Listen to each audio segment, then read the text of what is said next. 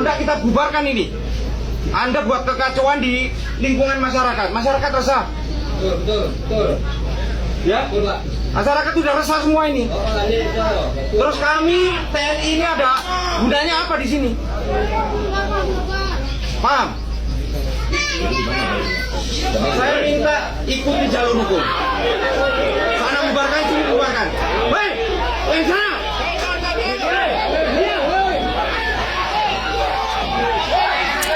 Itu alasannya mungkin mau dibubarkan ya.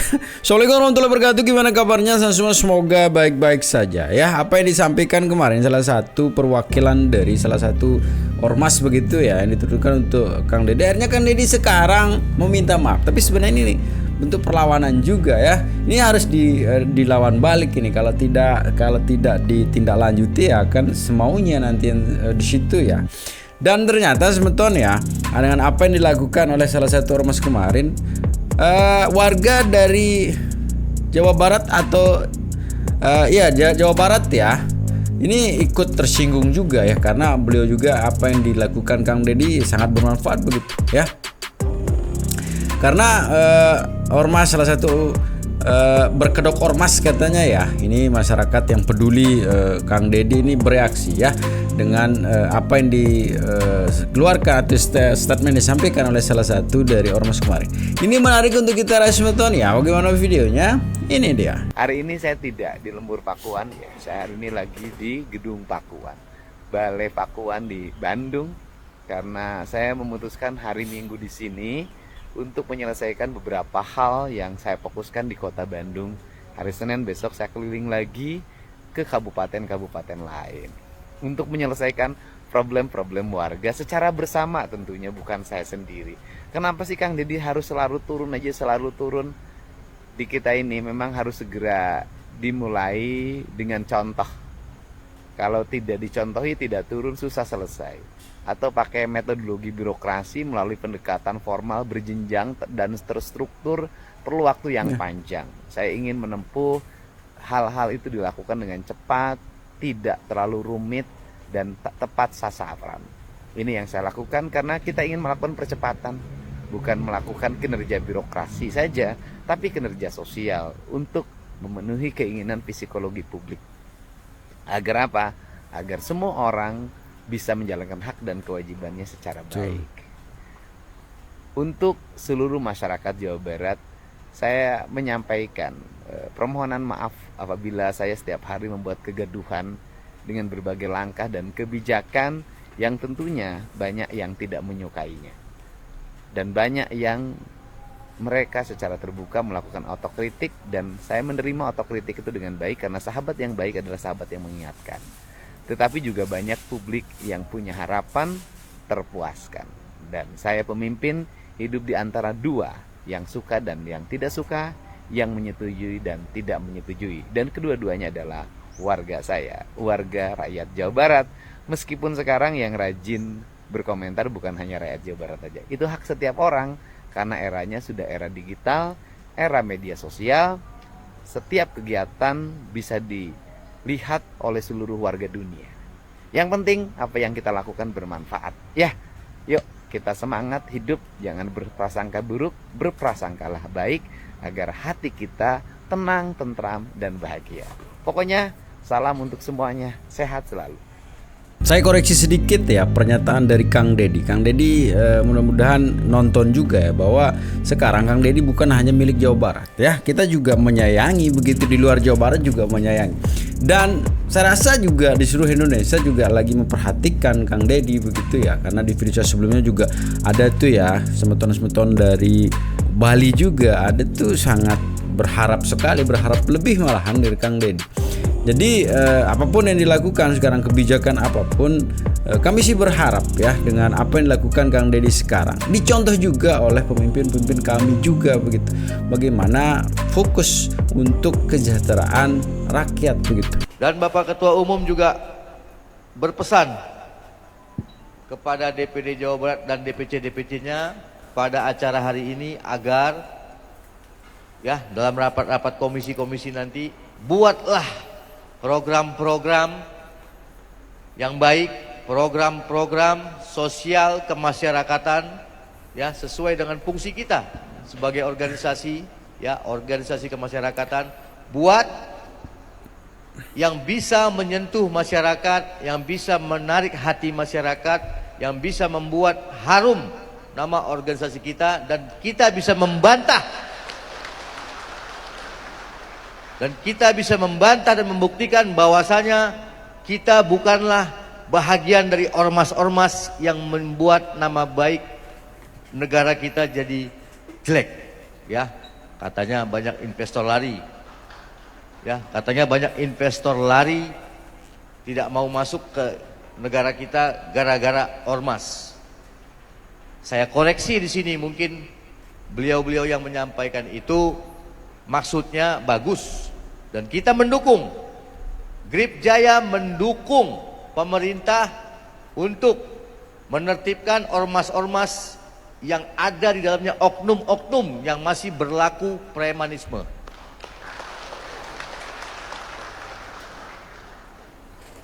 Kita mempersilahkan aparat penegak hukum untuk menegakkan hukumnya terhadap orang-orang yang mengatasnamakan ormas, yang memakai baju-baju ormas untuk melakukan tindakan-tindakan yang melanggar hukum.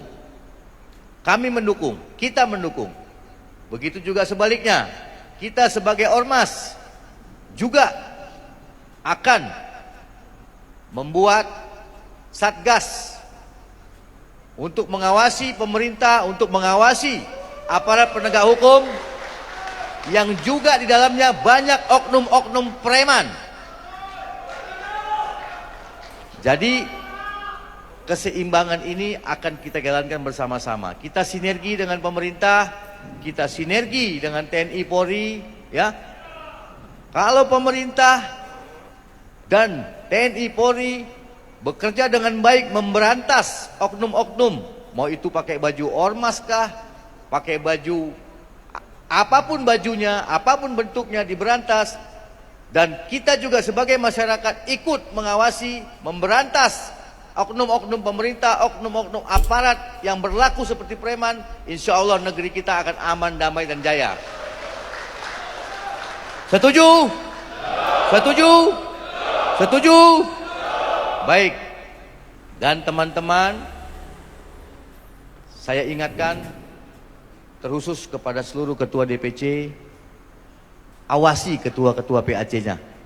Tolong awasi ketua-ketua PAC dan ketua-ketua rantingnya. Ini banyak terjadi, ya, oknum-oknum yang memanfaatkan organisasi ini untuk melanggar hukum dan meresahkan masyarakat, mungkin meresahkan pelaku-pelaku usaha. Itu terjadi di bawah, terjadi di akar rumput. Nah, ini tugas-tugas ketua DPC, ya. Saya memohon ketua DPC untuk proaktif, selalu mengawasi PAC dan anggota-anggotanya, ranting dan anggota-anggotanya, agar jangan sampai terpleset melakukan tindakan-tindakan yang tidak baik. Sekarang ini zamannya medsos, berbahaya. Di videoin orang, diviralkan, rusaklah nama kita. Ya, gara-gara segelintir orang, gara-gara oknum-oknum yang memanfaatkan organisasi kita untuk kepentingan pribadinya dengan cara-cara melanggar hukum, rusak kita semua. Jangan sampai gara-gara nila setitik rusak susu sebelanga. Tapi kalau kita coba masuk gitu semeton, ya, kita berpikir begini, ya.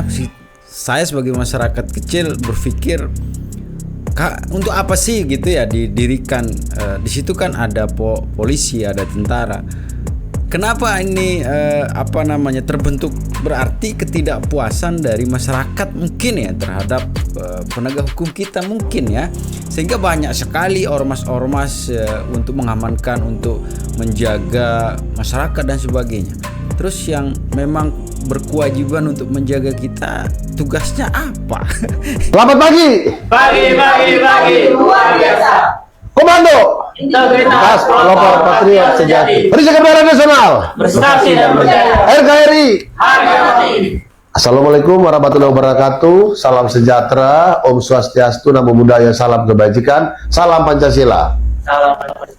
Terkait dengan KDM, Kang Deddy Mulyadi, Gubernur Jawa Barat, yang sudah membuat terobosan-terobosan terkait dengan gerakan dinamika pembangunan supaya mengarah kepada tercapainya cita-cita luhur Proklamasi 17 Agustus 1945 masyarakat adil dan makmur, membuat terobosan bersama dengan Forkompimda, Forum Komunikasi Pimpinan Daerah Provinsi Jawa Barat, untuk sebuah stabilitas daerah Jawa Barat.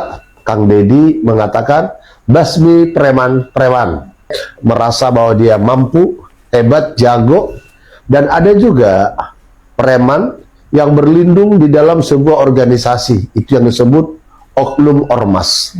Saya setuju apabila ada oknum ormas, ada preman yang merasa dia hebat karena dia merasa saya ini ormas. Kami tetap mengatakan itu dibasmi.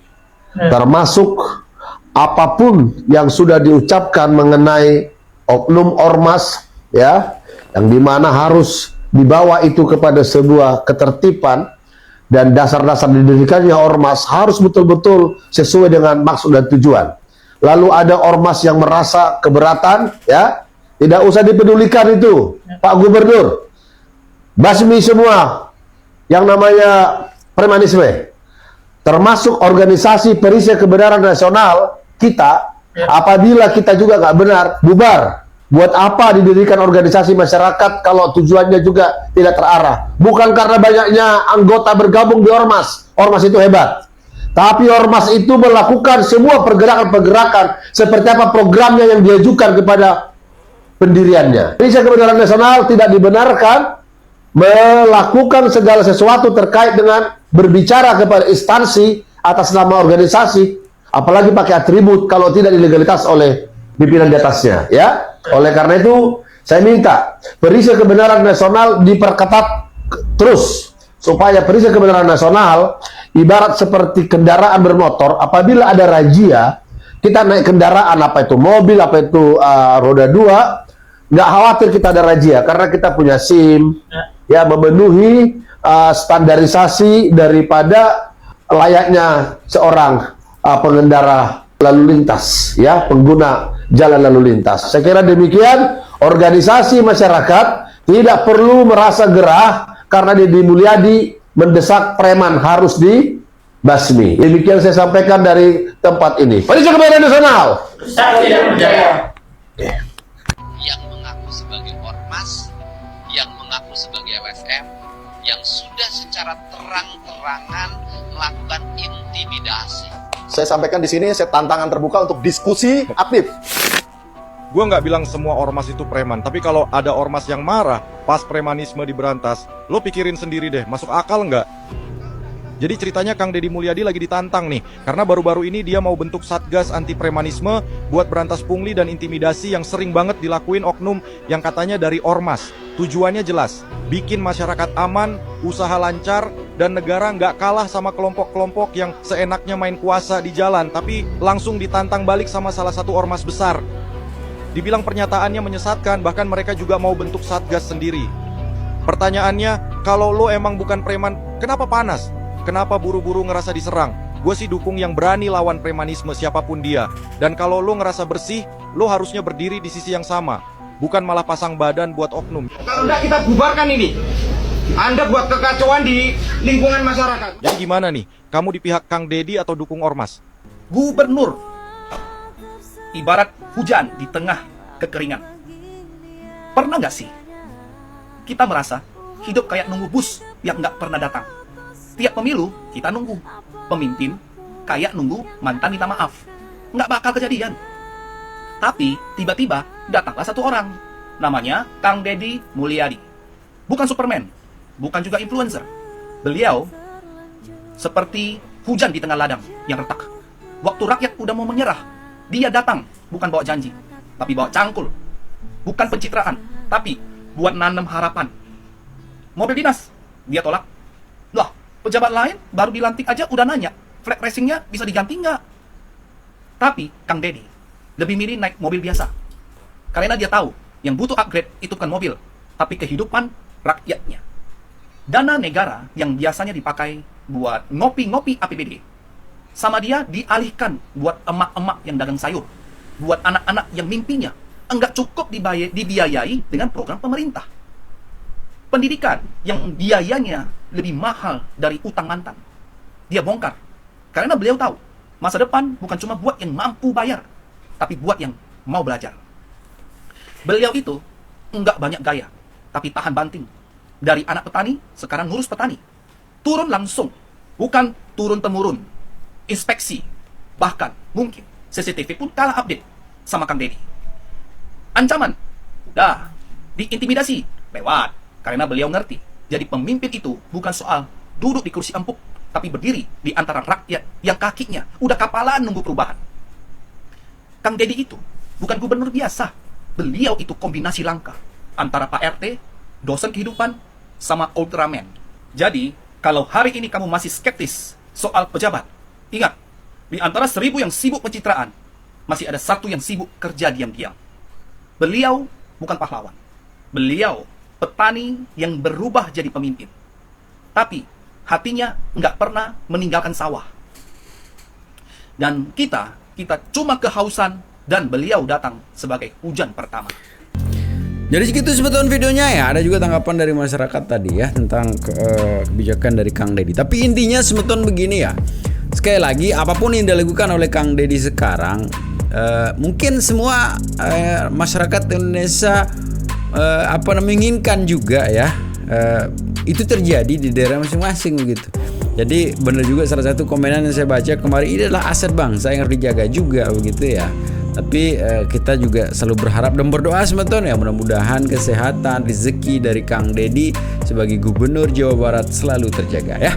Gitu teman-teman ya, tetap jaga persatuan dan kesatuan kita ya. Assalamualaikum warahmatullahi wabarakatuh.